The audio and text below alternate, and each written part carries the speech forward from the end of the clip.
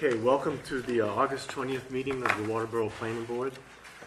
We did a site walk at 6 o'clock. We had 5 members there for that. Looking at the Mary Gooch property, requested by Roger Lauzier. The only thing that doesn't show on our agenda that I'd like to amend a little bit is that we'd like to be able to vote on that tonight. And they've given us a new plan with a new building envelope. Do we need to make a motion to put it on the agenda? Yes. Oh, why not? I'll make the motion. Second it. I'll second. Seconded? Any discussion? All in favor? There we go. Keep it. All right, so that's on the agenda. Good thinking. So as I said, we had 5 out of 6 members there. The building is out of the 100-foot shoreland, asking for 13 feet from the, quote, road, which is really just a gravel driveway, and 10 feet on the sidelines.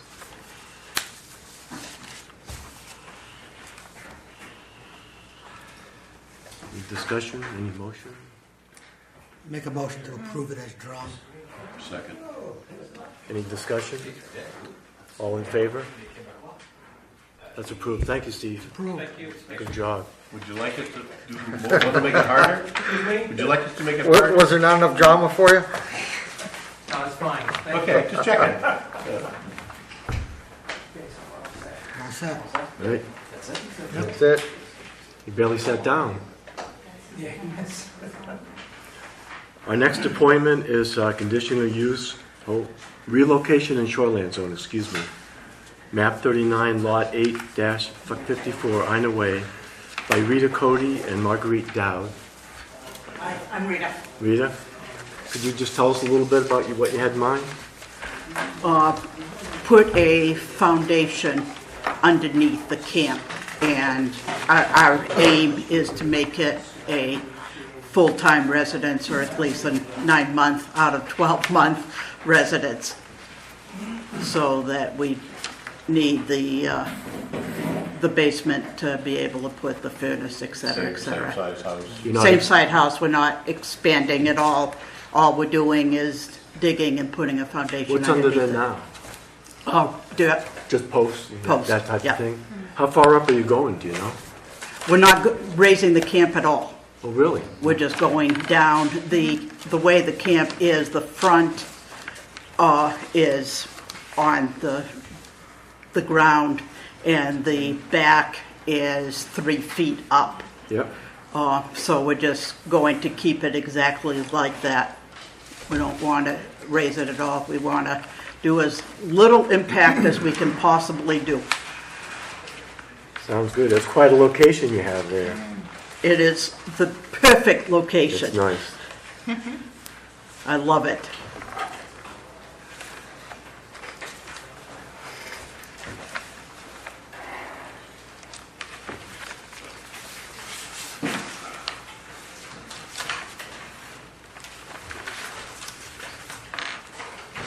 Does anybody feel like a site walk is necessary for this? I think it's with staying in the same location that There's no abutters there. No, I think if it gets by code, It's not even being raised, and Mark is going to have an eye on it too, I'm sure. correct. I make a motion we approve the putting foundation of the camp as you get submitted. I'd second that. Second. Any discussion? All in favor? You're all set, Enjoy just it. checking with Mark. Beautiful. Thank you. Thank you. There's no emotion, there's no sweat, people's foreheads. I know, hey, this isn't easy. What's the address of It's been a month of sweating to start with, so. Good luck. Thank you. this? Get the names right on the road there. What's the name? Was all cited one day. Oh, what's her name? It's 2 grandmothers. Ina, something else in there. There's 2 roads and they had the names right. She was she was so upset. Our next appointment is a conditional use review for Little Ossipee Lake Campground expansion. Is your team here, Mr. Bozza? Yes. I know we're kind of finishing up pretty fast here. You guys want to give us an overview of what's going on? Please.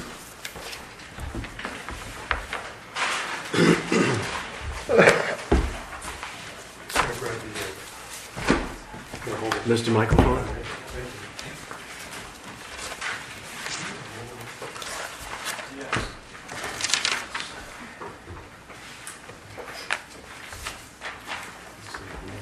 Yeah, right there, I saw them running.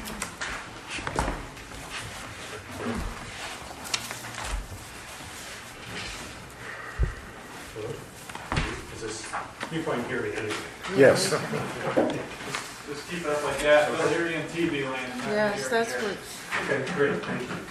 Well, it's a pleasure to be back. Mr. Chairman, members of the board, my name is Jim Fisher. I work with Northeast Civil Solutions, and we are here this evening with Mr. and Mrs. Bozza. We're working with them regarding their proposal to be able to expand the existing Ossipee Campground that's just down the road.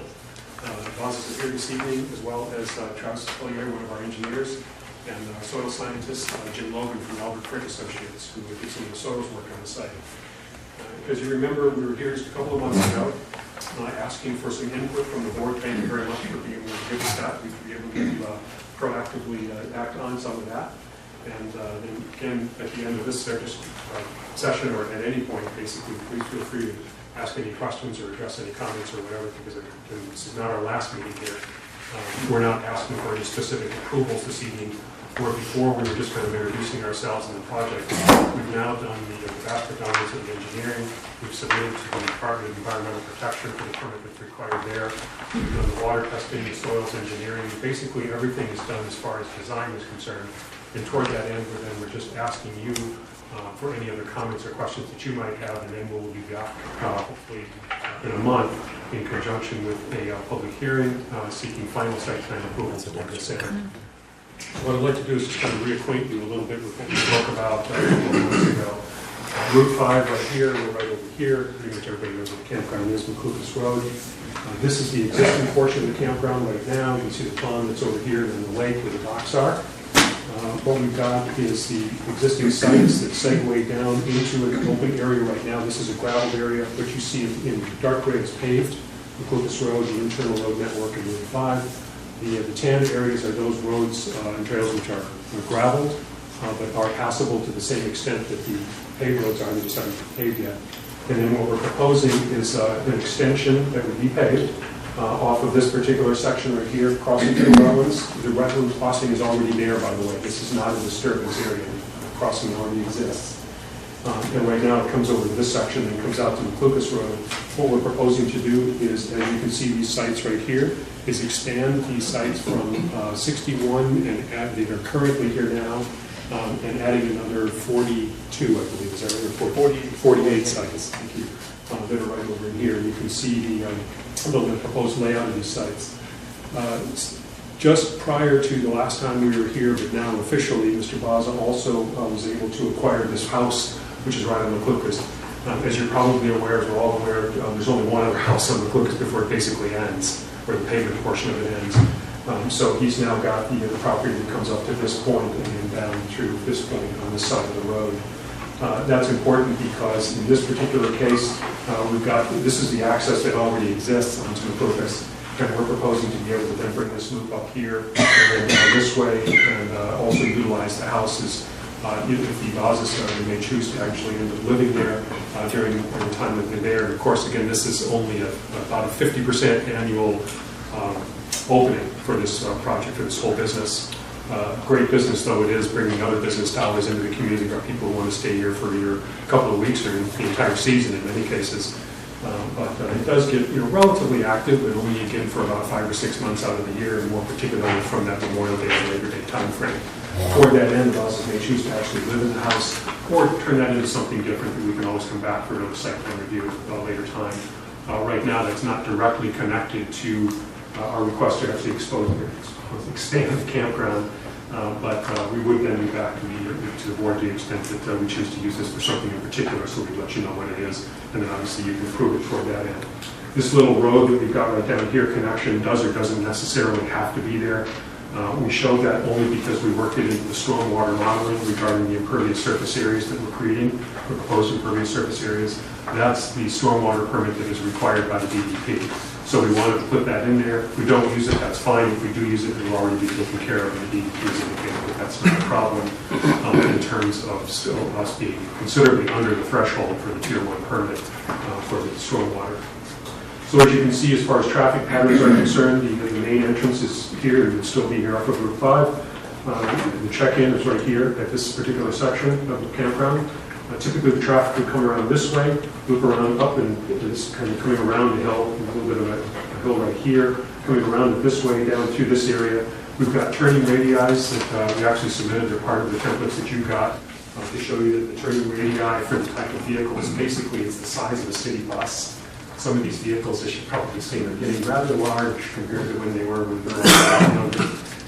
But Alder designed that with the turning radii in mind, so that even these larger vehicles can actually make these turning radii without any issues. And we took that into consideration before we even started.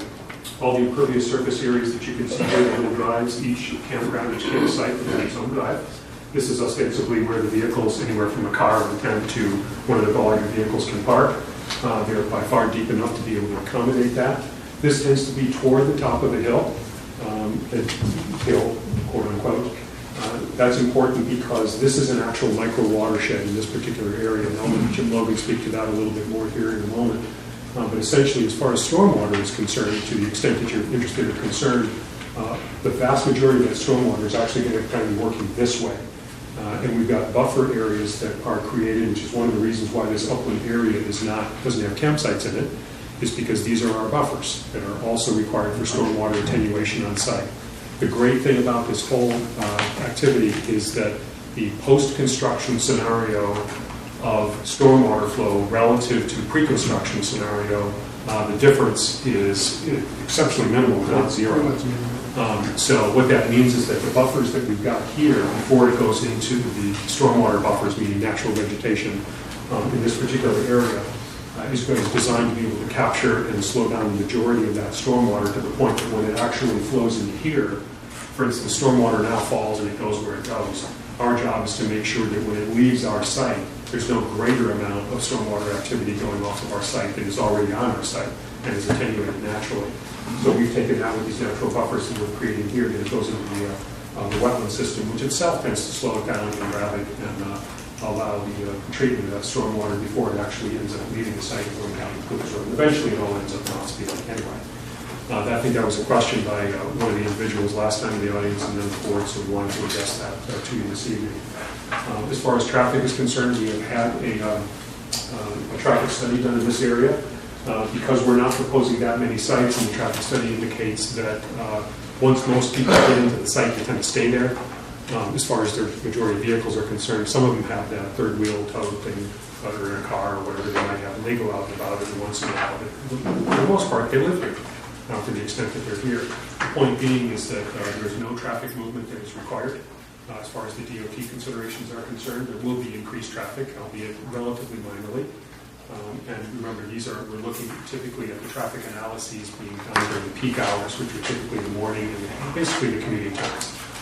So earlier in the morning and somewhat mid to late afternoon, which are about the same times that these people would not be moving.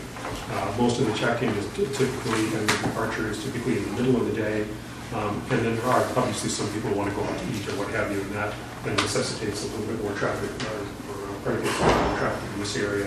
But again, the traffic analysis that we did have completed shows that that is actually minimal because it's spread throughout the day. So traffic is not an issue. There was also a question about the template here. We also made sure, because this was existing, we wanted to make sure that the template shows, the traffic template shows that some of these larger vehicles that we can see can get into the site. Now we can actually prove it in terms of what those turning radii are. And those vehicles equate to the largest emergency vehicle that would be traversing anywhere through here as well. So from a traffic perspective, there's really no issue. I'll leave that to your comments, but from a technical aspect of things, there's no issue as far as that's concerned.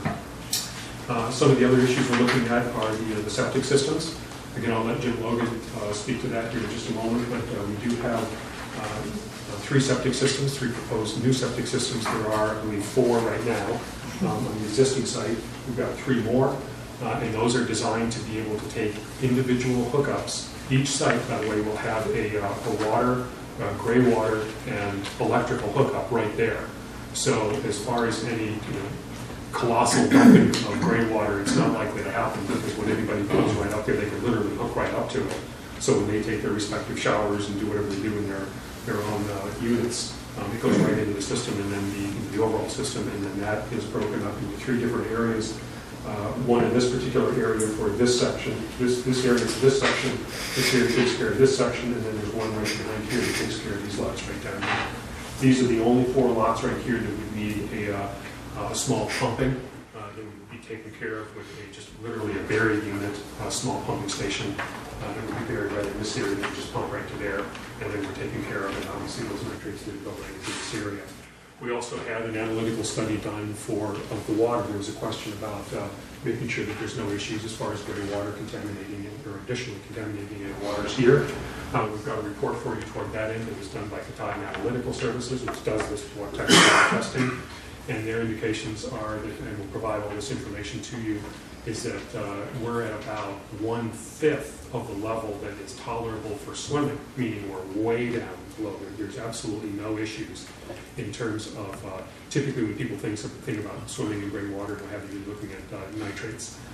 We're way, way down toward that end, which means that anybody, if they wanted to, but they don't, could actually swim in here, and the state standard is 5 times higher than what we've actually got. Most people obviously swim out in this particular area. The point being is that, sorry, and our concerns have been completely alleviated. There's no issue whatsoever down in that area. So that was good. So as far as the overall layout is concerned, you see what we're looking at. The traffic pattern, the traffic lights that we were looking at that were brought up last time. These traffic signals, I should say, they are ready to be in operation. That's something that Mr. Bozza is working with the town on right now, the town manager. They are workable. One, I believe, has to be energized by the power company. The other is actually energized, just needs to be literally turned on. So to the extent that that is a requirement, I mean, it's there anyway, but the signals are there regardless. So we can certainly use them toward that end, and Mr. Bozza has already put in some effort to be able to bring those up to speed. Yes, ma'am? Do you pump for outside vehicles that were septic, that would come in Just for that reason? just for that reason? What was the question? Sorry. Do you pump septics out of someone who would come in from the outside? Just to have Ask it. you to do You have a that? dump station? Yeah. People coming down the road, they're Yeah. not in your campsite, They're they're on just the driving by campsite, and yeah. down. We do, but it's usually maybe 3 people a year that we might get. Some years we might not get any. It's very unusual. Very minimal. Yeah, very minimal. We don't advertise it, have a price for it or anything like that, but once in a while you just get somebody that comes and, It's just a camping. It's thing. They know desperate. they can Yeah, stop no, and do yeah. it. yeah, but it's, Some you know, 2 or 3 times My a year. sister-in-law stopped it Yeah. years ago, but I just wondered if it was Yeah. a lot of people that do that or. Because most campgrounds today have the sewerage and the septic system, so they don't really Who we always had is visitors on the lake, visitors on the lake.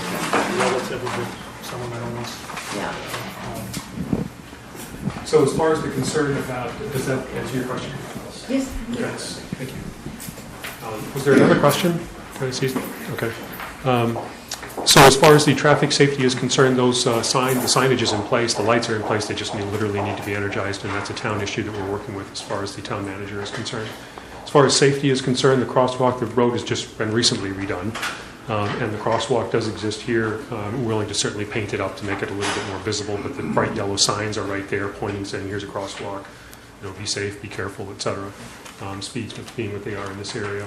And then we've also included, there was a question about rights to the water, and we've included the deed that shows that the campground does have this stretch of area in here that they actually own in fee.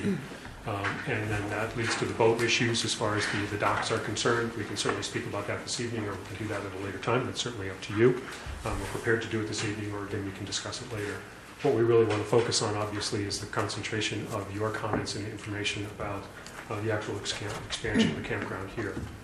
Now, in lieu of any, and I'll be here for a bit yet, obviously, but in lieu of any other questions directly, I'd like to have Jim Logan just to be able to pop up and speak a little bit about, to the extent that you're interested, about some of the soils, specifically the test pits, where the septic systems are going to be going, and then the nitrate plumes, and how they're going to be treated, and where they're going to go, et cetera. Yep. Thank you. Thank you, members of the board. As Jim Fisher suggested, I'm Jim Logan. I've been Howard Frick's right-hand guy for about 27 years now, doing wetlands mapping, septic system designs, and soils mapping for a multitude of different projects. Happy to say that the soils that I've encountered over on the proposed expansion area are fairly uniform. I know right off the bat that there was a comment by the planner about some location of the test pits versus the septic boxes that are shown on the plan. That had to do with a convenience factor at the Northeast Civil Solutions. Lee Allen is the engineer over there, and he called me before he switched things around to check with me about soil uniformity. So I have a good sense that we have the uniformity there. We can go back and fill in those locations. Basically, that's a hard pan glacial till soil. The SCS mapped it as scary soils, S-K-E-R-R-Y, not scary. And some Herman soils over there as well, which don't have a hard pan. I essentially was finding hard pan everywhere we had a hole.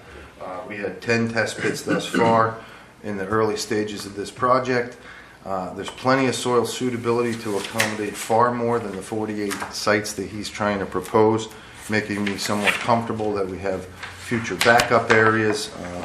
There's a plan for a laundry facility, a bathhouse that we've accounted for as well. I would like the board to know that it's likely that these systems will be built of H20 rated concrete chambers, the type of system that can be driven on top of, so there will never be a concern about a truck pulling a fifth wheel that's going to back over the top of the system. These will be designed for that purpose. These systems will be designed for oil trucks and dump trucks, so we'll never worry about a pickup truck with a fifth wheel.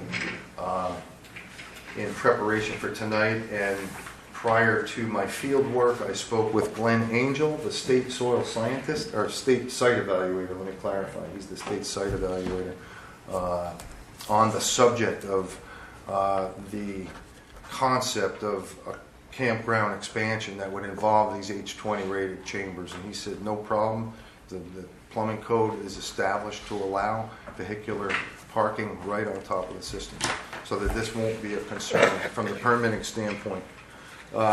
We had test pits out there in the first 10, had soil limiting factors somewhere between a foot below the soil surface and 20 inches.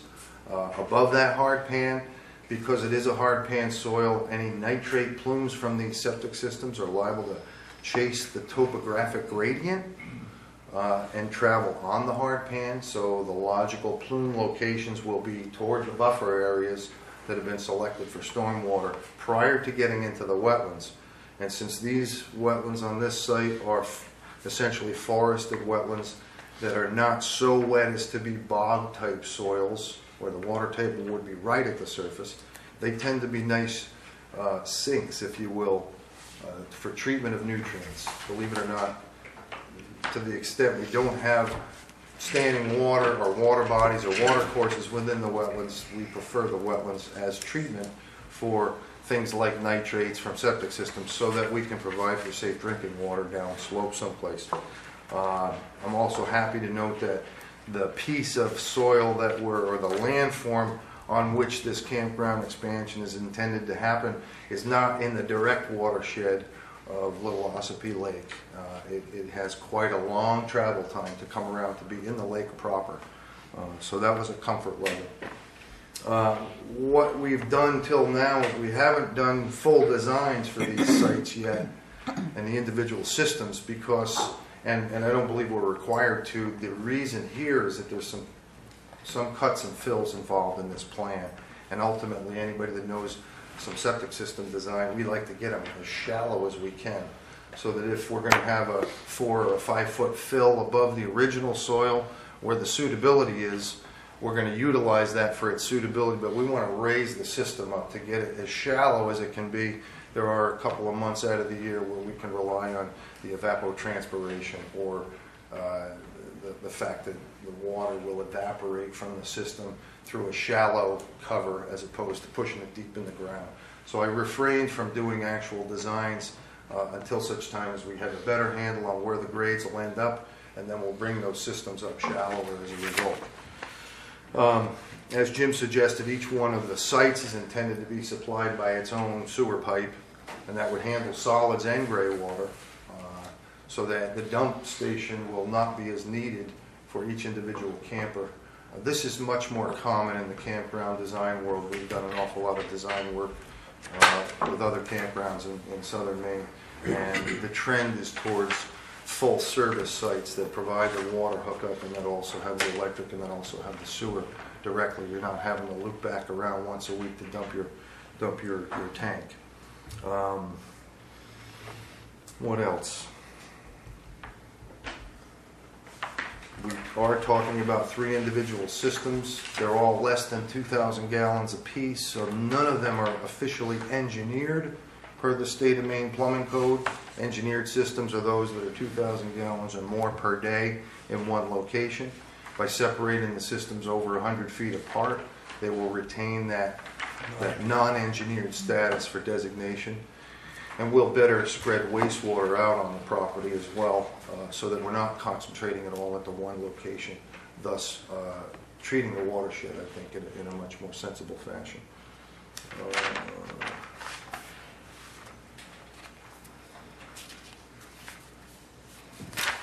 As I said, I've got capacity for far more. I think I've got here the ability to have up to 18, the minimum lot size law allows 18,000 gallons of wastewater out here. We have something significantly less than that. So I believe the site can easily support what the proposal is. The soils out there are not particularly problematic. Pretty happy that the only place with a water course or any kind of stream was way downstream of the proposed campground location, almost all the way down, I believe, to McLucas Road. More in the vicinity of where the existing playground is on the site. DEP has been on this property numerous times. I worked for Mr. Bozza now since he took the campground over shortly after that, and he's had a good track record, and I know he put a few things right quickly after he took the place over, and I know his intention is to do things right over there, so I believe we're in good stead with the DEP as well. They came out to review a number of things consistent with my wetland delineation on the property, and so we came pretty prepared for this presentation. If anybody has any questions related to soils, nitrates, septic systems. Well, to kind of sum it up, I think one of the biggest concern is the lake. And it sounds like you're saying that as far as phosphates and runoff, that everything will be contained on that site pretty much. Yeah, well, I believe the stormwater design will more than accommodate that concern. The natural buffers, that's a point to make too about the stormwater buffering that they're proposing.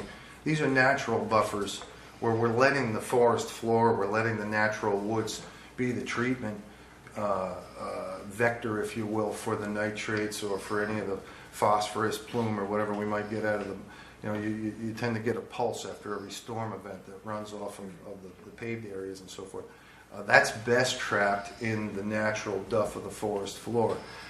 Many projects without enough room will end up with stormwater structures. You're familiar with stormwater ponds or those types of structures tend to be much more maintenance intensive. And a board like yourself, I was on the Buxton Planning Board for a while, always has doubts. Who's going to maintain those things down the line? Well, an undisturbed buffer, which is easily seen from the road, that in existence is there. There's no question over maintenance. So that type of treatment, I think, is more sensible just because it maintains a natural wooded buffer, which is more consistent with campgrounds anyway. But it's one that doesn't need the maintenance that some of the other stormwater structures might. So yes, the drainage through this wetland system is towards McLucas Road, and then it outlets out under McLucas. I believe it wraps all the way around eventually, way downstream, comes back toward the lake. But it's a long, convoluted loop around, and it's enough, I think, to provide more than adequate treatment of any of this project area. That must be a focus for MDEP also, isn't it? It would be, yes. How you affect the lake? Yes, and in terms of stormwater protections, for a project of this nature, it's very much geared toward the protection of water bodies, absolutely. Matter of fact, the biggest body of stormwater law right now is to try to retain and treat on a site any given addition of runoff, for any particular project. Yeah. So that DEP standard, which has become a lot, in a lot of cases, the driving force of projects. I found for years in the septic system business, it was the big cost of leach beds that would offset the cost of a project. Now, stormwater many times is what drives a project because of those concerns.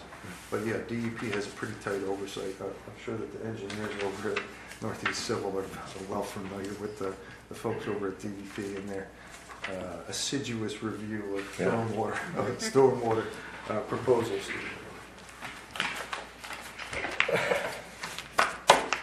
Anything else? Thanks. First of all, I'd like to commend you all for the great presentation you put together. Thank you. And all the detail you put in. I think that you've definitely gone and met the challenge from the last public hearing. I thought that you were a little bit beat up on. So I'm glad you didn't give up and you're back here. I do have some questions. A lot of these were answered, so I got my own checklist. I've read I actually picked this presentation up last week sometime, and I've gone through every page of this, and I've gone through the traffic report, and I've gone through the stormwater management report, and I was convinced by reading the stormwater management that it's pretty much nil from what is leaving now to what is leaving now. I found the traffic study didn't even really represent the campground, and I think that's because they don't really have any campground information. It all has to do with that light up on Alfred Road and everything else, and I don't see where I don't see where there's a traffic issue there anyway. And it clearly said in the report we didn't need a drive-up lane going in there or anything. So I feel pretty comfortable with that part of it. My concern has always been more on the lake, right? The only thing I saw in the application that really stuck out, well, a few things, but one of them that stuck out was with you, Mr. Logan. I would want to say that I've used Alfred quite a few times, and he's very reputable, and you've probably done wetland for me, myself, through Alfred at some point in time. So I want to disclose that. That's true. Typically on a subdivision or on a conditional use, we usually see plumes. And I know that you haven't got the systems designed yet. Right. So you're not showing those plumes because there's so much cut and fill in this. I mean, there's a major cut and fill situation out there from what I can see where the slopes are on. And it was obvious to me that the topo was going towards that wetland, right? But we don't have plumes showing the nitrate and the phosphates.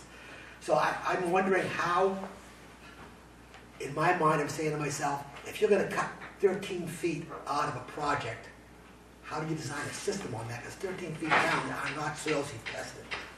So that's the first question. No, that's the point I read to you before. What we intend to do is verify suitability under the footprint of each system in original soil. Then we're permitted to, we're allowed to, we size on the original soils that are way down there and then pick the whole thing up shallow. Why can we not provide a plume? I would say predominantly cost. Your point is a good point, Andy, but the point is that you're in a subdivision situation there where the planning board requires, typically that's a given. You're going to have individual lots with individual wells. That's not the situation here. Yeah. The nitrate plume analysis is typically required to prove to board members like yourselves and perhaps the DEP, when it's a DEP subdivision, this is usually individual house lots, individual houses, and individual wells, that a safe drinking water well can be put on the lot that has the septic. Yeah. So here we're talking about one large parcel. Yes, it has individual lines created on paper, but these are not individual lots. Right. And we have a water supply for the whole place that's going to be over, because and this is the other issue, or what's distinctly different in this case than what you're referring to. We're going to have one drinking water supply that needs to meet public water standards because it has more than 25 users or more. Nitrates are going to be a moot issue at that point because these guys got to send water samples in regularly all year long to prove it, okay? So we're not only looking at 100-foot setbacks like you would have in the case of the subdivision, and the closer tolerances, therefore the plumes become so much more an I issue. know in your presentation, you didn't say there wouldn't be a problem. You suspect there wouldn't be a problem, or I forget the exact language you used, but it wasn't in a definite term. It wasn't in, I really don't feel we're going to have an issue with there. I'm not saying we're not going to have an issue. Definitely don't feel we're going to have an issue there or something to that effect. I can tell you point blank, I feel You no don't have a issues, problem. none at all over nitrate plumes. That's what I don't Again, wanna see. given I don't my want there to be comment an that this is going to be a public water supply, more than 25 end users per day, it takes it right out of the category of a private water well that needs to have 100 feet of safe travel time, nitrate plume wise, in order to have a safe water supply on an individual lot that also has the septic. All the nitrates, all the phosphates will be held on site. Correct. And our water supply will be nowhere in the vicinity downslope of where these plumes are going to head. So you're triggering state supervision on your water supply? They have it already. Yeah, we do that now. That's a big point to be made, is that they're under. Let me hit one a little bit off. I have coffee every morning with a bunch of people at the Old Farts Club. And the comment that's come up is that we're gonna have runoff and there's gonna be algae blooms down on the lake. I miss again. You know, I'm just telling you what, I like that. this is what you hear. No, I like to hear. This is the I lake, like and to the hear people worry about the lake. And that was probably the first comment I heard. I've heard it 2 or 3 times. As a septic system designer, I take a personal issue with the notion that a septic system that I design is ever going to cause an algal bloom. Let me clarify for the board. Septic systems are not the things that contribute to algal bloom. Algae growth is driven by phosphorus. We don't have a lot of primary elemental phosphorus coming from the bottom of a leach bed. Nitrates, as Andy said, are the primary concern.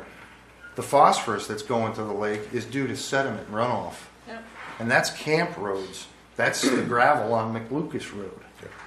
That's not, you're talking 2 different things entirely. I'm And so telling you it's what I hear in the right. public. And that's helpful, And- thank you. and- I appreciate that. So to dispel the myth, it's elemental phosphorus that is the limiting nutrient that allows for algal blooms to occur. And typically it's in the presence of enough light, and it's typically a pulse of sediment that goes in after every storm event.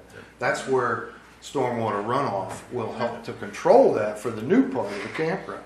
But places like McLucas Road or the camp roads out around not Ossipee, but I'm thinking of the subdivision over by Lake Arrowhead? Yeah, Lake Arrowhead. All those, and it's not to look negatively on all camp roads, but typically the camp roads that were poorly built and that don't have good retention of sediment, those are the things that are contributing to those algal blooms much more consistently than septic systems ever. We get blamed all the time for the wrong stuff. I've done my duty. This is the So is questions I phosphorus. ask. It's not I'm just trying to make sure everybody knows out there, what cautions are being made, and that we have some. No, I appreciate it. These are important distinctions because this helps to educate you folks as to where the real concerns lie. It's easy to throw a whole bunch of concerns out there, but until some of it is based in reality.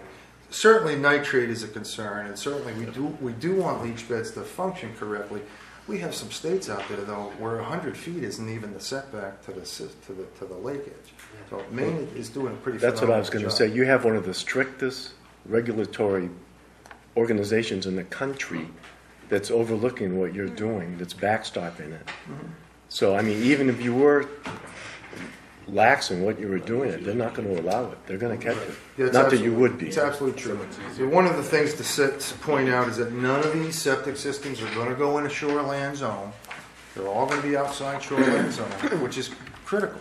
The concern over lake quality, well, we're not even in the shoreline zone with any of this activity. So that's the first thing, is getting within 250 feet of the lake that would cause a proximity issue. That's the reason why DEP standard and so many towns have a higher set of requirements in the shoreline zone. You get closer in proximity to the lake, naturally the concerns are going to come. And I have faith in Alfred, I have faith in you, because you've both been around a long time doing this. Thank you. So I feel comfortable. I appreciate it. Another question I had over here, when you talked earlier about a survey, this may be an in-house thing, I haven't seen a copy of a survey. And I don't see meets and bounds here. I guess it was talk about a deed, I haven't seen the deed. For the I know there was waterfront? a lot of Yeah. controversy over the area up by the lake, God forbid, whatever, who owns what. I think it'd be nice to clear that up, so it doesn't come back to haunt anyone down the road, to know what you really own there, and put it on a survey, so we can get it on our tax maps, and that'll be a good discussion. Survey. On page 10 of the plan, it shows stabilized construction entrance on McClucas Road. Now, my understanding is that McClucas Road is only going to be an emergency access point. There's no other entrances or exits there other than the same stabilized construction entrance. Just a CDs. temporary. So I'm wondering, are we going to use that to build a campground? Because there'll be a lot of trucks going in and out of there, heavy trucks. We don't want to be putting that on McClucas Road, or are we doing that?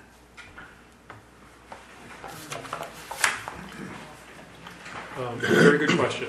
Ultimately, that's up to you guys to decide, to be sure. What we were prepared to, the long answer is going to be, what we were prepared to, or what we did ask for last time was the assumption that we may be able to use McClucas Road for at least a portion of some of the traffic, and that, I think some of the members of the public here had indicated at that time that McClucas was not really designed for that. It's not set up for that. Okay, that's fine. We don't need it. As far as the construction entrance is concerned, the primary reason we put it there because it would be very temporary, or relatively speaking, as far as the construction of the addition, and it would keep some of the construction traffic, and we know what that looks like, et cetera, off of Route 5. Because those are slower vehicles, they're going to be turning and make even slower turns, et cetera. We don't have to put it there. I think it would just be simple. It would keep a little bit more of the detritus that comes from those trucks off of Route 5. We'll obviously be responsible for that. We'll take care of that. I think it would be better to have a construction entrance temporarily on McClucas Road, but again, that's completely up to you guys. We are looking at dump trucks that are full of fill. We're not looking at moving vans that are 3 times that size and 3 times that weight. But it's certainly up to the town or the board to be able to decide whether we can use that for a construction entrance or otherwise. I think the issue definitely has to be addressed, because I know there's strong feelings with some folks in town on McClucas Road. I think it also makes a difference. I don't see the issue of the campground entrance on Route 5 as being a safety hazard for campers going in and out. I think the construction process of this campground, all the trucks going in and out of there are going to be more of an issue for the town in that short period of time, because I see that happening more in the winter months or in the spring when the roads are really bad and wet. You don't want to be hauling crazy loads over town roads and busting them all up. I think during the prime camping season you're not going to be building, so I think they have some kind of idea when you're going to build this out, what the work frame is going to be, when the time frame is going to be. I think is somewhat that we'd want to look at. Okay. Because I don't think, on a safety issue, it would be good to be hauling trucks down Route 5 into that campground on Route 5 in July and August. That wouldn't happen, but I do appreciate the In comment. January, I think it's fine, right? In the spring, I don't think you want to be getting on the McClucas. It's going to be posted anyway. You won't be able to get on it. But I think it has to be clarified, because I know the road commissioner has serious concerns about McClucas Road. The town just put a lot of money into fixing it up, I guess. And that was for campers. That's And that not was the for the dump campers trucks. going out, not loaded. dump trucks, which are even heavier. I really doubt that he would support that. That's fine. So I just want to put that out there that you know. I think it's safe to say, just to be honest about it. Sure, we'll just say, okay, we won't go there. The individual lot sizes, do you know what they are? On the campsites?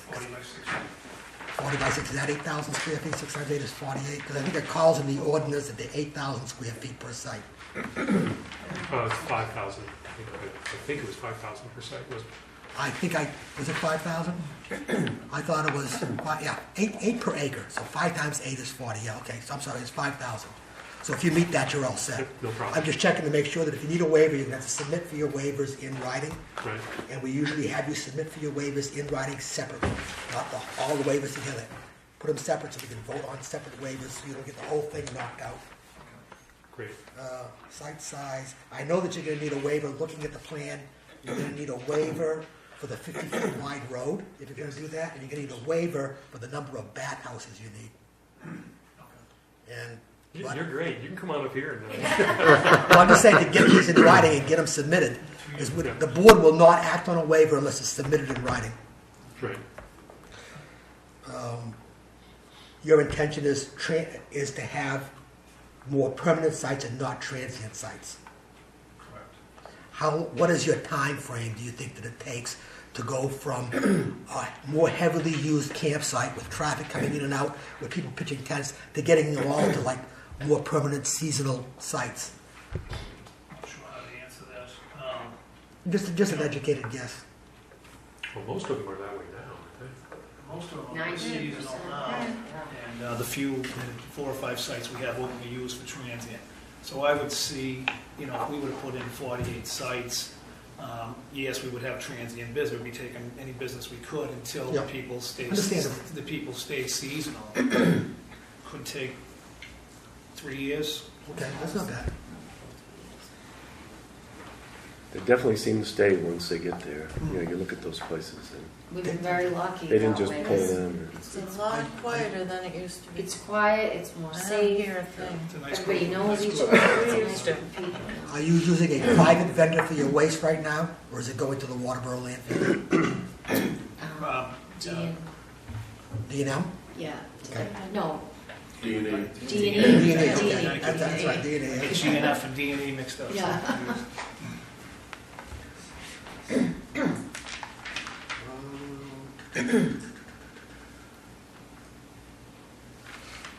I think that's all I had for notes on mine. I think we want to review, at some point before you guys leave today, I think we want to review the town planner's Yeah, I was going to go notation over and the fire chief's notation, so that these folks know where they stand. Yep. I was going to go over everything at all. Are the roads named or numbered? If someone calls 911, how do they find Each campsite has a specific number. number? The lowest section is A section, A through 1 through 40, and right now the top section is B, 1 through 40, and the new section would be C, 1 through 48. So they don't have any trouble finding anyone in an emergency. We've had a couple of times ambulance come in and that's been a problem. The site is numbered right onto the electric post, it's very visible behind each trailer.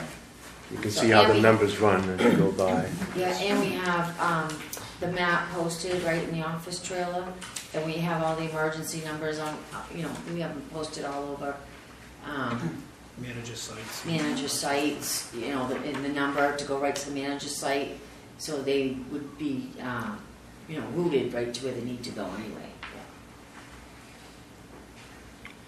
Does anybody have anything before I launch into Tom's notes? No, I do have a couple. Andy took all the fun out of it for me. He had 3 of the questions I already had, but those are gone. Ask them again, good.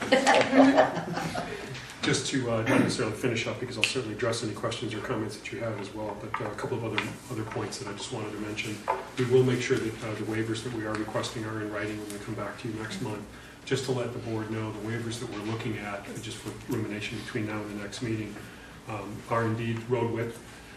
The way it's written in the regulation, it's a roadway of 50 feet wide. Well, the turnpike isn't 50 feet wide as far as the pavement It'd be is pretty concerned. roomy. So I think that was probably right of way for roads in a established development or what have you, as opposed to an actual campground. So and the roads that we've got here for passing of emergency vehicles at the same time are proposed at 20 feet in width for the traveled way.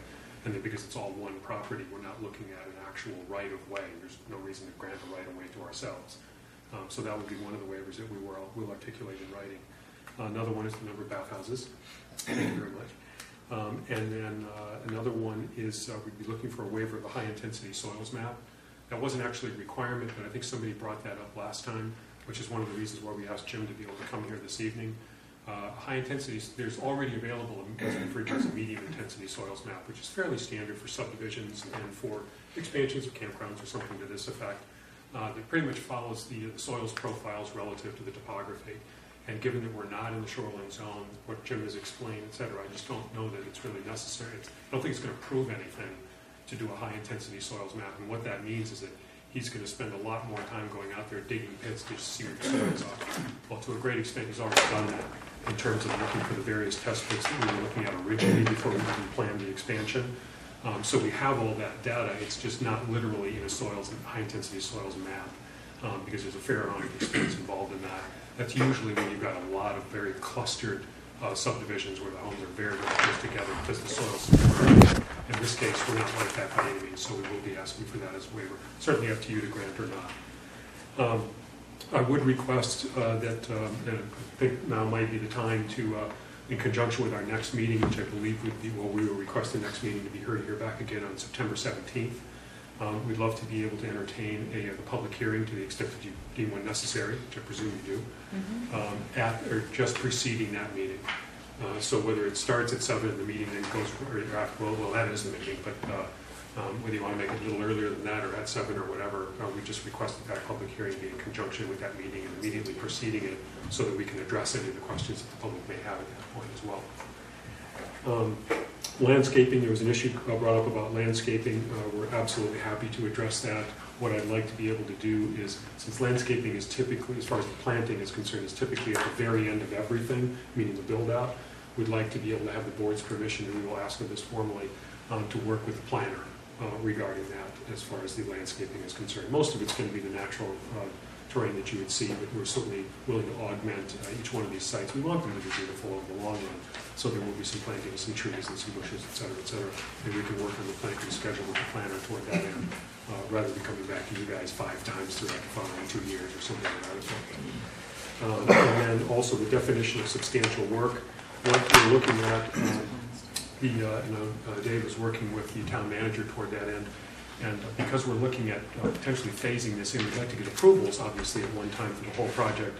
But the phasing it as far as the construction is concerned, given that we don't want to do any work during the camping season, and we really can't do much work, effective work, during the hierarchy of the height of the winter season, we're looking, and the roads are closed during most of the spring, we're kind of limited to a relatively short window in the autumn.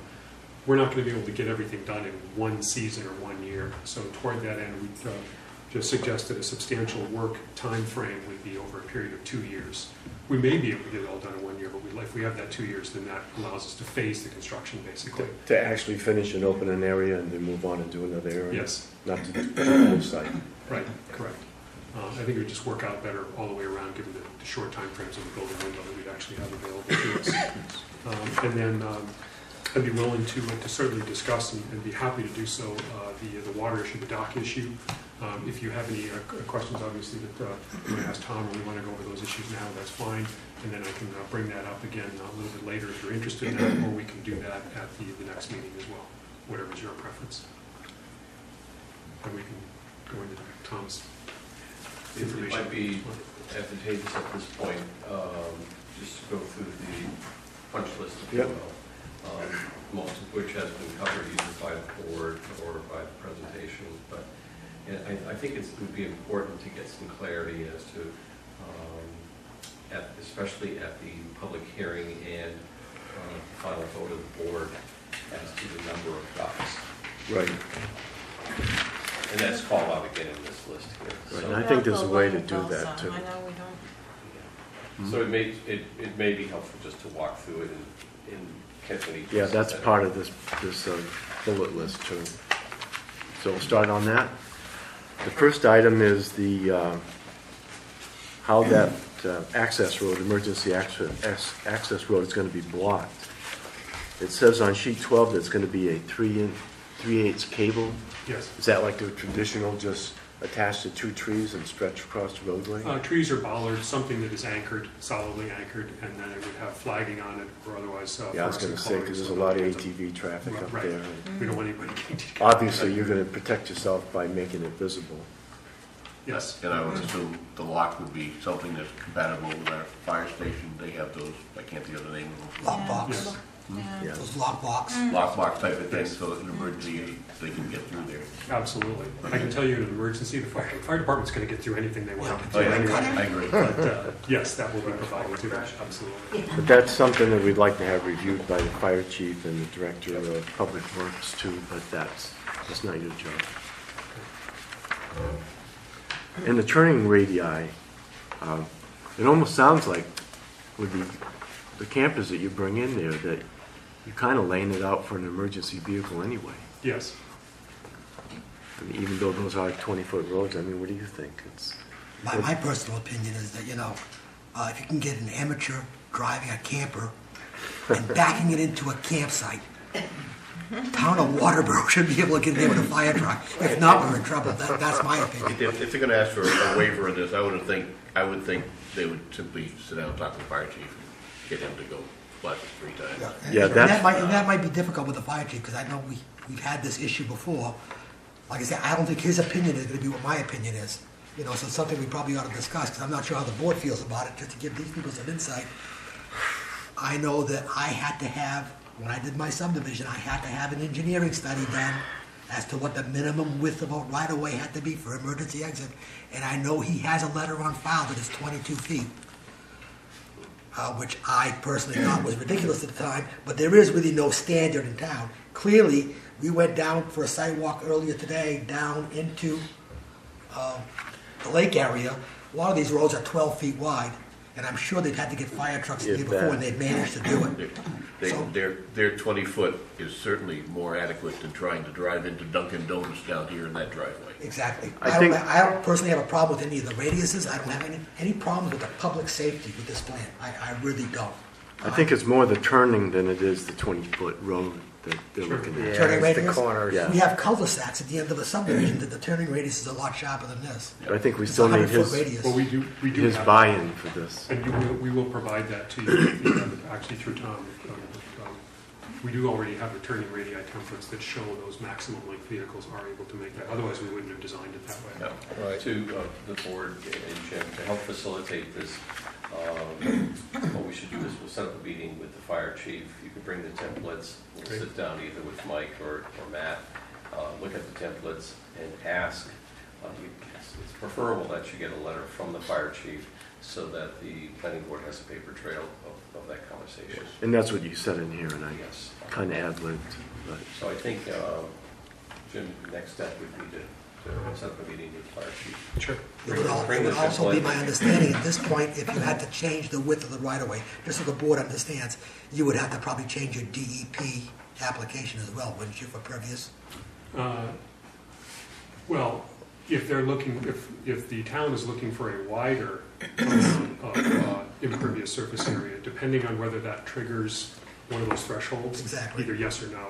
But you're right, if it does trigger the threshold, then we wouldn't be able to get the DEP permit anyway until they gave it. So we really got to be fair about what is just common sense, being able to get into the site and get out of the site. The other thing that I would want to say, the fire department is almost their next door neighbor. I mean, you can walk from the fire department to the campground. Response time is a biggie. We have a brand new Todd Road there at this point. The fire department's right there. They're neighbors almost. 20-foot wide road is better than half of the roads down by the lake, better than half of the roads in Lake Arrowhead. That has 3 times the response time. So I don't see where the roads inside the campground should be any kind of issue at all. or maybe even gravel Nor do I, but we're gonna end up having to get something from Right. And I'm not sure if he's going to agree. I'm Well, sure- we'll work with that. I'm sure Tom can take care of that. And the entrance on Route 5, are you planning on expanding that radii there? I think you might have mentioned that. There was a. You're going to bell that out? Right, a comment about doing that. The traffic study that we've got in the turning radii, Travis, correct me if I'm wrong, doesn't actually require that. We can. I saw a big one go out of there today, and it did not get into the other lane at all. It had Yeah. plenty of room to get right into Oh, his own there lane. you go. And No, it was a good question to take a look at. We have, and we've shown that the turning radii works. All right. Additionally, proper stop signage should be reflected on the plan and installed at proper locations. Yes, and we have that, and that's the stop sign for people, the very obvious stop sign that'll be exiting right onto Route 5. The ones on the McLucas Road are gated, are controlled, so there's no stop signs necessarily there. Nobody's going there. Findings and recommendations of MDEP, when available, should be attached as part of the board's conditional use. We submitted for the DEP permit last week, so that could be next week, or it could be that's up to the DEP. We don't really know. Point being, and actually I'm glad you brought that up, because We would not ask you for final approval, and not ask any board for final approvals without a state approval that's pending. Okay. So we may still, if we can, schedule a public hearing for the 17th, in which case we would be back for that period. But if we don't have the DEP's permit back by that time, and or have any opportunity to address something that they may have brought up, then we would not be asking for final approvals in September anyway.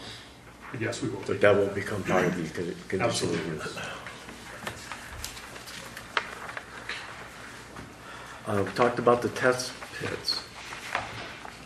So is the idea that you're going to redo the test pits within? We'll relocate the ones we need to into the new boxes as shown on the plan to the extent that the engineer wants to hold those locations. Make sure that that's submitted. I guess Mark was doing, we got a CEO reference here, so I'm assuming Mark is doing some of the review for this application. So we would have those test pits for his review, ultimately for the boards before the next meeting.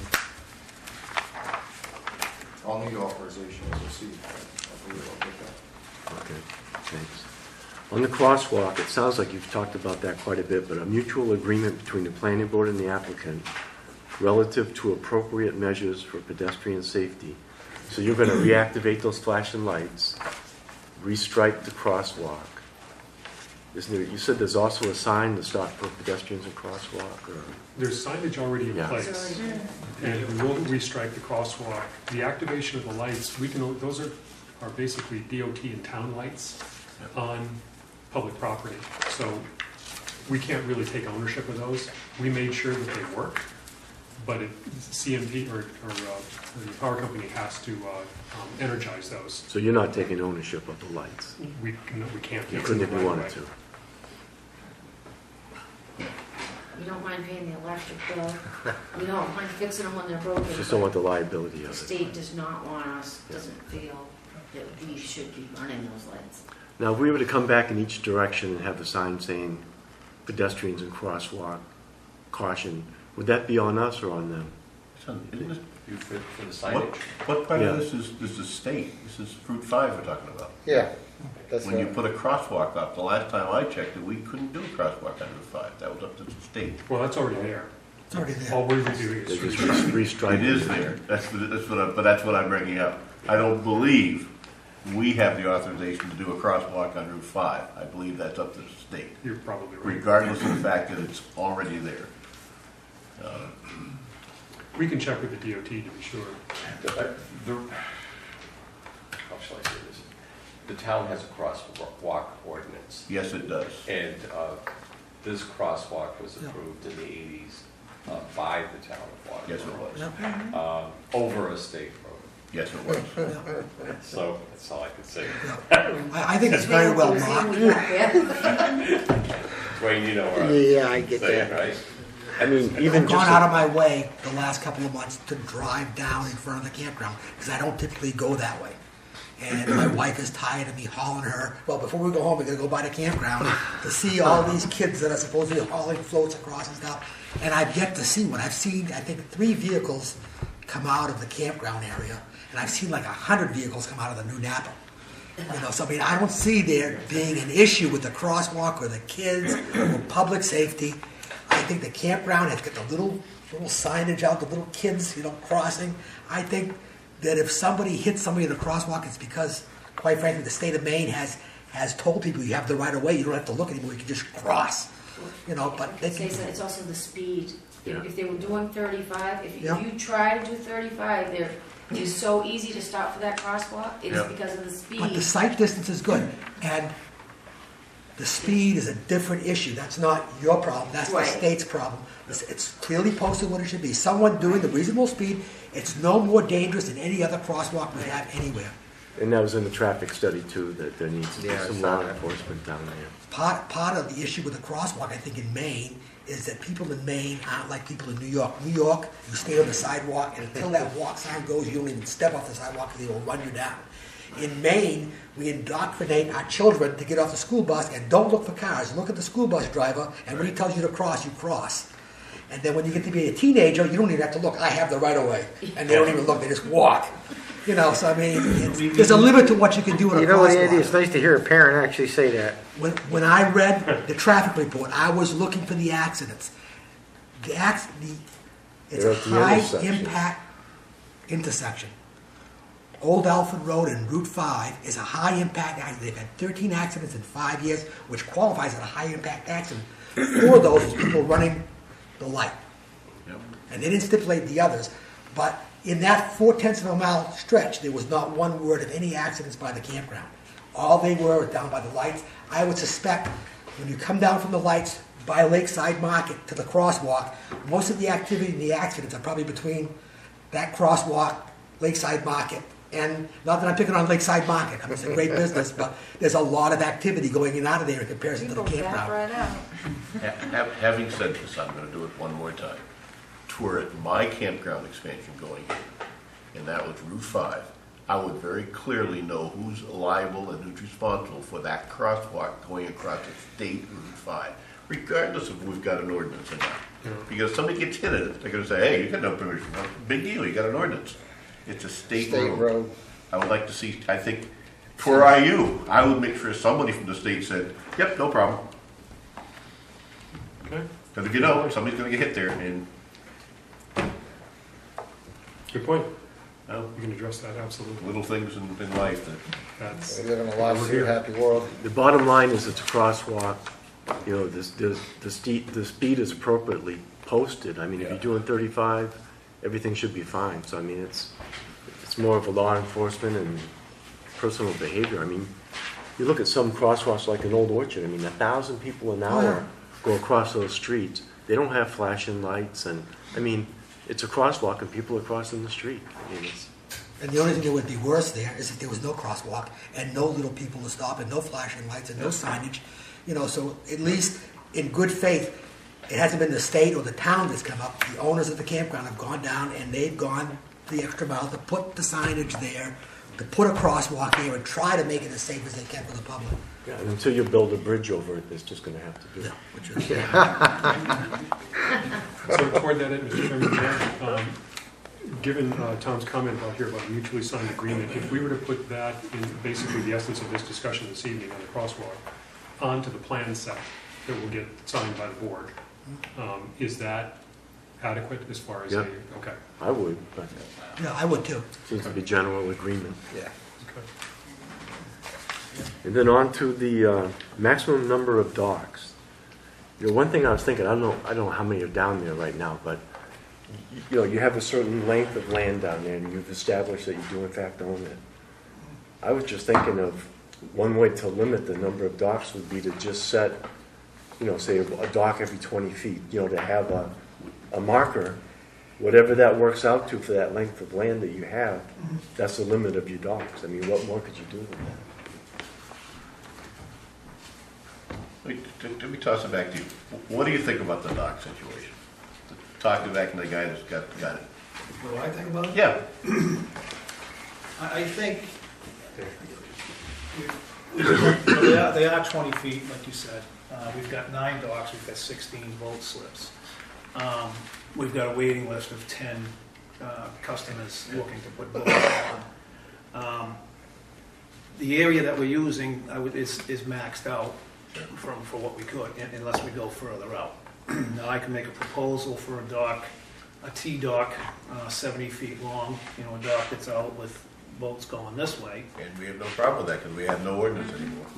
But I want to be reasonable and you know, I could design, you know, I've sketched the drawing for 2 70-foot T-docks that would accommodate 24 boats. Yep. And keep 3 of the existing docks on the left side of the swim area, so that would be 30 boats. And, and that would take care of, you know, give us a swim area, that would give us I think whatever you extra do, capacity. from my viewpoint, whatever you do, we're going to define it now. And so be it. I think we have no ordinance. It's kind of an issue right now. I wouldn't invest very much in, because right now it's kind of up in the air. Okay. And the attitude is that each year is a new year, and What's this one for one additional dock for personal business? Local That was business. brought up at the last meeting. I was just Perhaps curious. they could work with Lakeside and have one Yeah, for that'd public. be- I brought that up. I brought that up I as think maybe, that- because there was you so could much split something tension like about that. the dogs. But I think that's something between him and Lakeside. It's nothing to do Well, with. no, I agree. You have no authority to enforce I'm it. glad it's in there Could now. we just come back to that after we finish up with this? Backing up, the key thing is to establish a maximum, so there won't be that continual debate with the Board of Selectmen Okay. and others. So if you design it for 30, if you design it for 40, whatever it is max, that will be the max, that will remain at. The board has the capacity, given that there is no ordinance that limits numbers, sizes, configurations, or anything in the town. You review what comes forward. If the applicant shows 30, 40, 50, it's a conditional use. And they'll be grandfathered. They will become grandfathered, but they will also become maxed. Okay, so the question. The max will become part of the whole thing. The grandfather's not, it's a temporary structure, so you can't say grandfather on it. Yeah, that's true. You'd be pulling them out. Isn't the state have Yeah, so they're- Oh, I'd rather have them not pull them up, because now they're a taxable structure. Oh, okay. You go over 7 months and this. So, for the next meeting, I think it's important for the applicant and board to know that we'll need some sort of specific numbers and a specific plan, and then the board will have something to vote on. Okay. Okay? I think based on what he's saying too, a layout of what he's doing, just so there's no controversy down the road for your sake and everybody else's sake. If I might suggest that as part of the total plan set for the final package, that there be a separate plan sheet that shows and designates that area with the configuration, whether it's T-shaped or whether it's 30, 40, or 50, and then call it out, call the numbers out, and also by definition on the plan set, state that this is the maximum number held in perpetuity. Do you have a And then rough that way- idea? Oh, sorry, Tom. That I way think the, there should be a swim area designated. I guess you probably have to get permits to put buoys out now to rope them off. That is one problem we do have. The 2 inside docks become swim docks. It's for people to sit on. We don't actually tie boats to them. And when people come, they want to tie up to go to the store or whatever they want to do, they come right into the swim area. Very dangerous because they think it's a dock and it's not. It's really just sit. So we wanted to put buoys just to keep people safe right there. That was another thing we did. But I know you can't. Bring up. They passed You that can't do law. that, You can't no. do it. Oh, But maybe you could. I know Can't the do what? town has a permit to mark that off because they had so much trouble with the public boat Oh, ramp So why there. can't they do it? Who do they need a permit from? It's just so dangerous. They passed a law not very long ago. All these people had these buoys everywhere, and Now it's- You can, the state will give you a permit yes, for they a swim must. You area. must have to get it from the state. From I'm the state? sure Mike Maybe. could tell you. I gotta talk to You Mike. can make a U-shaped dock, That's what we'd they like. can't get in. Yeah, Oh, yeah, that's a good idea too. Yeah. yeah, like they do with. That's my biggest concern is the boats Mm. thinking those are docks Yep. and they come in right in with people swimming. Yeah, the town had that problem also. That would be ideal. You could have a floating dock, pick up some dock space and completely block them right off. I think the biggest thing is definition on the initial approval, and if you come back next year and say, we want to put a T up and stuff, I mean, that's a separate issue. I don't think it's something cast in concrete, Yep. because it is a big issue in town. Which brings us to. And then there was a suggestion of 1 dock for public use. Yeah. I don't think we can even ask that. Well, I don't know how you could do it as a business person either. How would you ensure that? Yes, liability alone. I mean, it's nice. You say the people pull in to go to the store, you mean They just dock right the up. public in general, or? Yeah. Yeah, Like Most saying, of our docks are all, they're rented, we have all the customers on them, but if someone's out in the lake and someone wants to use the store, they'll pull up to And it. have done it for 100 years. Yeah, and I'm just Right. not, I mean, it happens, we don't do what we, And as good neighbors, you just kind of look the other way It's and, a liability. yeah. you know. Yeah. Especially when they're coming to those 2 docks, because those aren't boat docks. if your dogs Right. go all the way to the corner of the lake, where, They go to the culvert, there's a culvert that comes underneath. I know, you start getting into you know, could you post a sign that says that dock at own risk or whatever, but that's got nothing to do with us. And then, like Tom was talking about the landscaping. Yeah. I know there's not much you can do when you're going to be bulldozing the site. But what we can do is define a schedule or typical of what type of landscaping would be done on a unit basis. And I've started a conversation with the applicant regarding that. He's very supportive of doing ancillary landscaping. So I think what we could do is work out a detail of how each unit would be treated. Of course, most of it would be landscaped with grass for restoration. But the applicant has already agreed to doing at least one tree per site. So that'll help bring back some of the feeling of the area. And it's important nowadays to actually spec out the type of trees because of the immense amount of Different infestation. problems that are going There's on. certain trees you just don't want to plant anymore. It's You good want to to plant have any more variety. ash, you want to plant any more red maples and Norway maples. I don't plant those. What are they? Norway maples? I don't want those. No, that probably one of the strongest, safest maples now is a sugar maple. Yeah. Yeah, they're the toughest ones that remain. And to have a variety, I mean, that's why people come to Maine, like you say, you folks want it to look good. But I feel comfortable, if the board is comfortable, if the board is comfortable, I'll just work with the applicant and the engineer so that you have a sense of what that landscape is You're going not to be. ready for them, because I'd appreciate just a commitment to Yeah. And making it look that would good. be Honestly, more than adequate. they've gone this far, I can't see them not being applicable about Right. landscaping. I mean, it's a campground in Maine, we've been trying to draw people in. I mean, you're not gonna pave it with Scalp it, you know. green asphalt. This is not Tampa, we don't. But on that paint the note, I dirt. mean, this is exactly the kind of business that a lot of different groups in town have been talking about, and I think it's a great idea, as long as, you know, everyone's concerns are addressed, and you guys are good neighbors, you bring a lot of business to town, and I think it's just a great fit, once we work our way through the process. Now, do we already have a public hearing scheduled for the 17th, or that was just? Can we do I that? think the applicant was looking for Asking for- agreement with the planning board for the 17th. For a Hasn't- hearing and our next Yes. possible approval. I think the applicant was also looking as to whether or not the board wished to do it at 6 o'clock or at 7 o'clock, given that there's a fairly significant agenda on the 17th. So you guys wanted to start at 6? Public hearing at 6. It's completely up to you. Are we doing a Tammy? sidewalk out No. there? What do we have on Sidewalk? Yeah. 17th? We already have two conditional use. And We we already got- have two conditional use requested. For the Well, 17th? one is a conditional use and one is a rezoning. Oh, We yeah. want to start the process on. Are we doing a sidewalk out there? For this particular track, Yes. This campground? I think that the board should, sometime. just to acquaint themselves. The sooner the better. 20th, 20th. What's on the 3rd?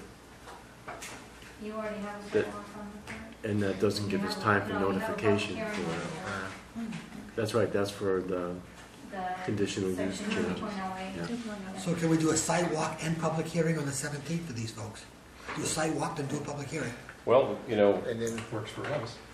if you do a site walk at, 5:30 or 6 o'clock, then have your public hearing at 6:30. I mean, the nice thing is it's right just down the street. yeah, we're in crust. Maybe a site walk at 6, public hearing at 6:30. Does that make sense? Well, that works, no, Quick sidewalk. except for Kurt. And you're doing lobsters to steamers that night over there. That's exactly what check. We don't have to do a sidewalk on the day of the meeting either. We could do it on the weekend. We've Sure. done it weekends before. Yeah. It's probably more appropriate in this case. to Do it on Because the weekend. we need to do a notification on that, though, don't we? Yes.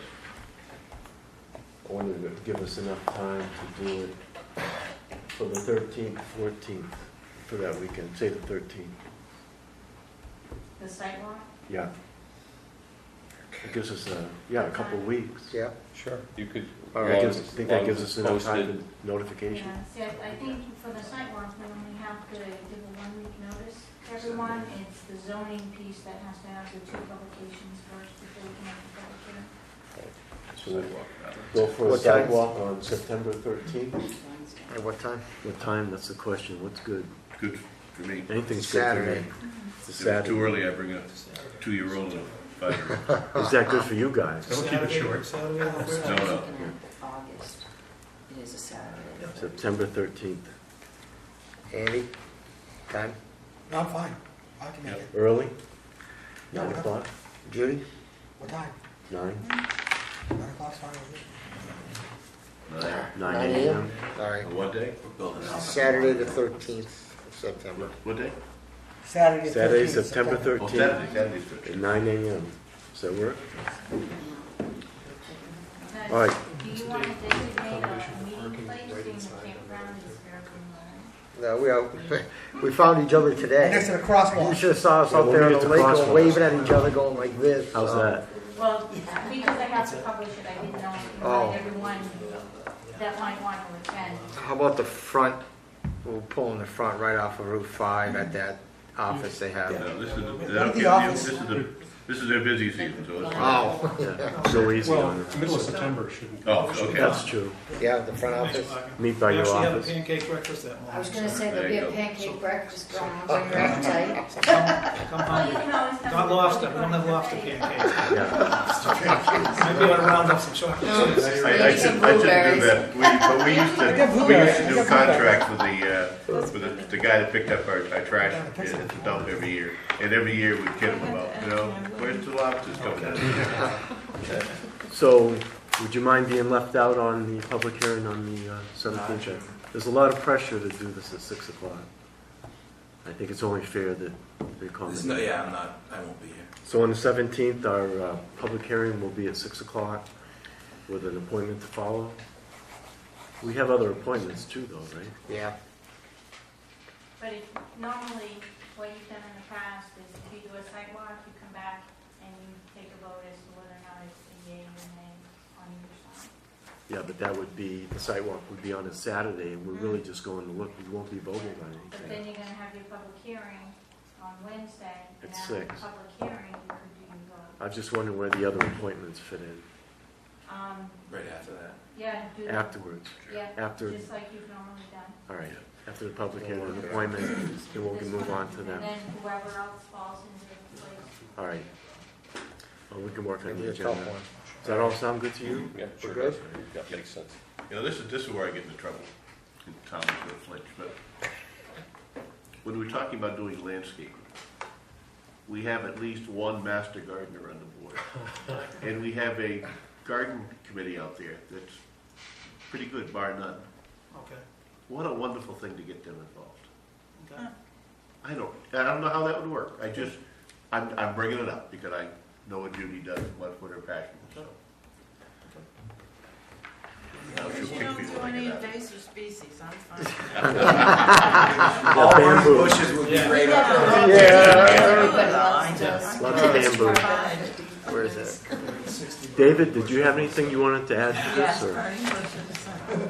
Mr. Chairman, we could, we had a letter from the fire chief back, a couple of weeks back. I think it'd probably be in the interest of everyone concerned if we reviewed the fire chief's letter. I think that was sent on to them, if It's I'm on, not but I think mistaken. they should have input as to, should we review, I guess I'm asking, we review Tom's letter. Maybe we should review the fire chief's letter. I believe that they've addressed just about everything Yeah. in the fire chief's. Well, I think there was discussion, I think he had on there the width of the road. I think he had concerns about the radius of the roads. Radius, yeah, that's. I can't remember everything in the letter, that's why I'm just saying maybe we should I pull it think out when in we case do there's the something on radius- there and questions. When we do the radius of the road in reference to the fact that we don't really need a 50-foot right-of-way, Yeah. I think those two go together very well. I think What else was on his letter? I know there was a road, there, I think there was the public safety thing with the crosswalk. The access Was on there.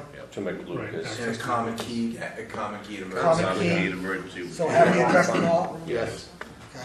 All we can do is we'll walk through those again just to make sure, but I believe everything has been addressed. I think- They're gonna set a meeting up anyways to meet with the fire chief. I think they had that within a few days of us talking about that, because you wanted to share that with them.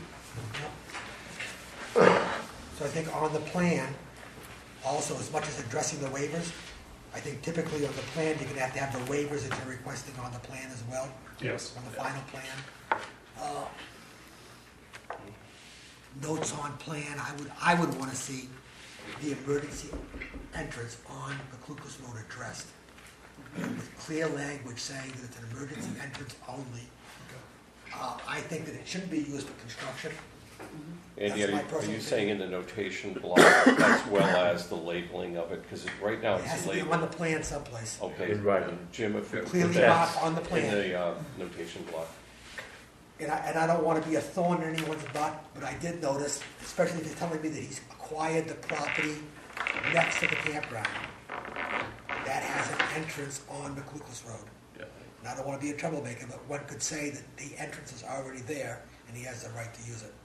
He does, it's a grandfathered entry. You know, we do have to go in and out of the house, and we have our Yeah, but I mean, driveway. what I'm getting at is the driveway for the house, granted, but not for the campground. Yeah, anything would be controlled that way as far as gate is I think concerned. there was a well there too, some places. Yeah, there's a well right here. I thought there was a well. Is there a well there someplace? To the left of the driveway. So there's no intention of taking the house that you just purchased and turning that driveway into a back entrance on the Goose Road. No, that would. Not until Not for you, the not until you campground, mentioned it. Public use. There is now. Well, I think it will come eventually. We were Shut down, leave it there. Yeah, so when I'm saying Yeah. no use on the Clucas Road, That's fine, yeah. From any source. just so everybody knows. Yep. Yeah. And you've already figured out that in future endeavors, that you don't want to give Andy 2 weeks' notice. I haven't been out. I'm trying to make the process, I'm trying to get him able to go through the process in a reasonable amount of time Yes, to get him in and out of here. Yeah. Absolutely. Tom, you had something? Yeah, I just want to jump back to Frank's comment. I'd like to work with Judy on the specking out of the species, so Judy, could you and I work together on, when we get to that point? In your free time? Yeah, right. That way we can discuss the species. Equal time weeding the Taylor House garden. Quid pro quo. Yeah, there you go, Judy. You guys can talk while you read. Yeah, that's the it. It's a garden. working. I think it's a Working productive meeting. I'm not a very good weeder. Thanks. I agree. Thank you very much. So we're set up sidewalk 13, public hearing 17. Yep. So we'll see everybody at 9 a.m. on the 13th, basically right around the entrance. Yep. Plenty of room for Yeah. parking, well, notwithstanding the bank. You have to keep the grubs. Can't miss each other out there. The grubs. The grubs are what go into the beetles. Sounds good. Thank you very much. In the Thank you. spring, you have to put grub-X. That's a larvae for the Japanese people. Because the grubs start off, they eat the roots of your grass, and when your grass is dying, that's the grubs going. I had them wicked bad. Yeah. When I put some of that grub X, no more. They're Yeah, what time of the year did you put that gonna down? put it in the spring. In the spring? In the spring, before the grubs will actually turn into a beetle. And if you look, I think it's the beginning of July, you see the beetles coming out, you see areas of the lawn where the beetles are actually coming out of the ground. They hatch in the ground and come out. So you put grub X in the spring, as per DEP requirements. Yeah, right, exactly. Kill the grubs.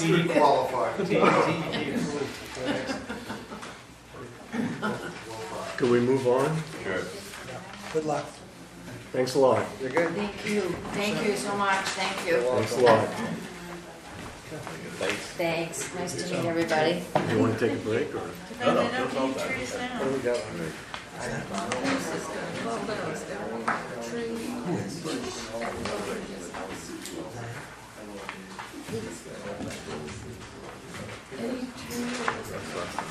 Not much.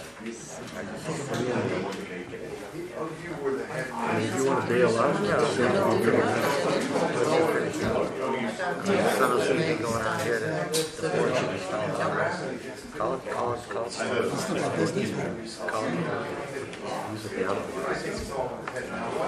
Hey, Tammy, you ready to continue? Okay. Well, it's a pleasure to meet you. You're famous. I'll take the fame. Good to see you. getting back on. Anytime. Next, We got vernal pools. We got rental pools. Thanks, ne- Chairman. next order of business is minutes of previous meetings. We've had a recurring packet of minutes from June 18th that we've been waiting for. Yeah, you've been waiting for me, and I Andy to sign apologize off for on. making you wait for me, but I'm not Nope. going to pursue it. You ready to approve them, or you won't sign? I'm not going to make the motion, but I'll vote for it. Okay, you will sign, you will sign them. We don't have We'll let to it go. We're just having. You don't have to sign them anymore anyway, yeah, Frank and I do it, yeah. So, a motion to approve the minutes of June 18th, So moved. seconded? Second. Any discussion? All in favor? And then we have the meeting of August 6th. The minutes of August 6th. So moved. Second.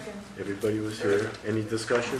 Hold on. Hold it. Frank, you think you made your motion? Okay, I did. Judy seconded.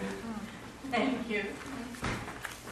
Any discussion? Tom, could you go out and tell them that if they want to see what happened here tonight, they can go on the town website? Okay. Because it might find it interesting to be able to kind of view the meeting. Andy, I can also let him know, I can email him tomorrow. Yeah. I'll give him the same So I information. find it's helpful if you kind of review back the meeting and you make sure you don't forget anything coming back in. Yeah, and if they need a copy, I can give it to them. So all in favor of approving August 6th minute? I wasn't here. You weren't here, okay. So that passes. Any report of officers? Anybody? Old business? I don't think we have any old business. We have a public hearing coming up for section 208. That's good. That's old business. Any communication? I do have something kind of under old business. Tammy gave me a copy of the planning board charter. What was it? The bylaws? I can never remember that word. And we used to have a site walk committee. Remember that, Kurt? Yeah. Roland, Denby, and Remember everyone. Natalie said that was, They can't do that. it's illegal, you have to do it as a board. Okay, even though it's in our bylaws. Yes, Not, yes. I mean, we don't have any trouble getting people out there anyway, but No, That's I like you remember can't we go brought that up by in the- You can't go by yourself, you have to go at one time, because But it can't it's an be- extension of a meeting. You can't go by yourself, you can't tell them. You can't, if you go by yourself, you can't enter that discussion into the discussion. all right, forget that. Yeah, we did, we used to remember, because Everett did it. Yeah, because they were It was doing great, because anything they all were here day. they were here during the week. Any miscellaneous? Anything under new, I can't think of anything under He's new watching business. something over Motion to adjourn? there. Second. Second. Any discussion? All in favor? We adjourn at